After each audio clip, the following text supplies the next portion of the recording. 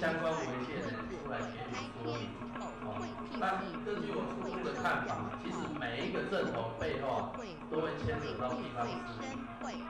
因为呢，地方士绅通常透过庙宇的运作跟庆典的活动，去展现它的影响力。所以呢，如果你是讨论家族史还是社区史，必然也会碰到这个问题。只是说以往比较没有从这个阵头这个角度去看人权组织跟人际关系的运作，所以我是觉得说我们呢应该要把阵头的文化史研究跟历史研究应该要这个努力的去推进。那我就是举一个宋江镇的这个例子。那在这里例子里面呢，我当然是比较常见的像那个片冈营的台湾风俗志，